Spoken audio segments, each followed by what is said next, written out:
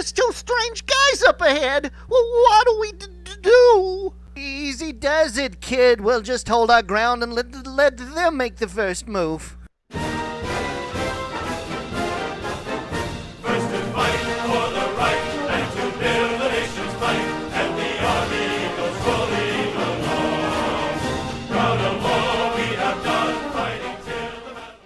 Displaying typical teamwork, Fort Duncan Privates Wendy Bragg and Whitey Hicks are splitting a KP detail in Company D's mess hall. As usual, Whitey does the work while Wendy supervises. Like I say, kid, you stick close to me and you'll go places in this man's army. Maybe so, Wendy, but the way Sergeant Gruff keeps after us, you'd think we were the enemy or something. Don't let that Gruff throw you, Whitey. They're all alike. Lots of bark but no bite. No bite, eh? Don't get me wrong, Sarge. I was only shooting your big mouth off as usual.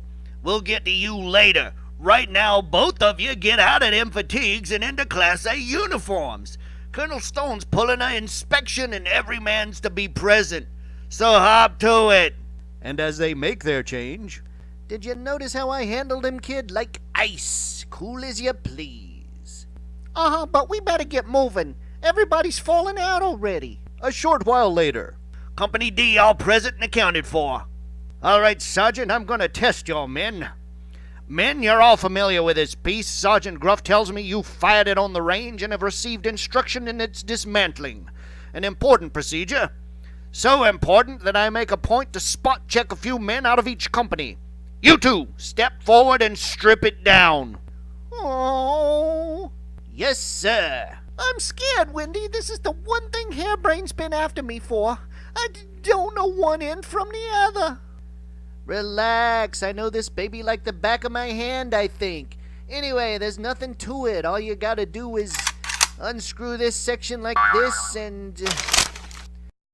Thundering buckshot! What is that clown up to? Those guys are out to break me. Wait till I get my hands on... Okay, wise guy, this is your last gag. It wasn't a gag, Sarge. Honest, it was an accident. Anyway, we got it dismantled. So this is the kind of instruction you've been handing your men. Now get this. See that these two are kept on this weapon till they know it. And when you've dismissed the company, I want to see you at headquarters. Yes, sir. And I want to see you guys after he sees me. Now get out of my sight. Much later. The trouble with Gruff is that he loses his temper too easy. Someone ought to suggest his using more self-control. Here he comes now, but from the look on his face, you better not do the suggesting. Just checking up. I gotta pick a detail for guard duty, but I'll be back to deal with you guys later. Guard detail? Look, Sarge, why don't you give Whitey and me the detail? Honest, if there's one thing we know, it's guard duty. Besides, we'd like to make up for that accident this afternoon. What do you think I am, crazy or something? I wouldn't say that, Sarge, but if you give us the job, you'll be doing a favor all around. How about it? Well, I am short of men, and it's an important post.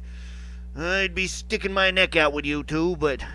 Okay, report to the orderly room for instructions. But remember, one more caper like this afternoon, and it's your hide.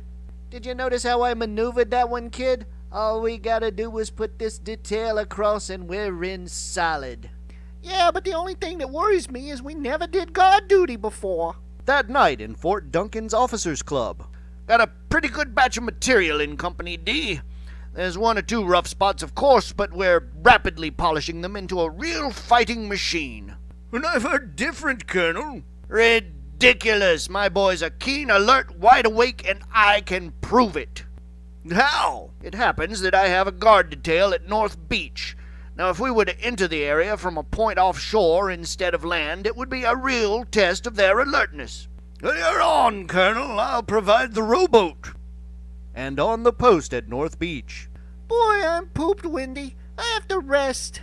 You can't sit down, Whitey. Not on guard duty. Think of something else. Oh, shucks, Wendy. I'm so wore out. I can't think. Boy, oh boy, kid, you sure need me to look after you. At that moment, not far from shore, taking off our insignia and blacking our faces was a good idea. Makes the test all the more real.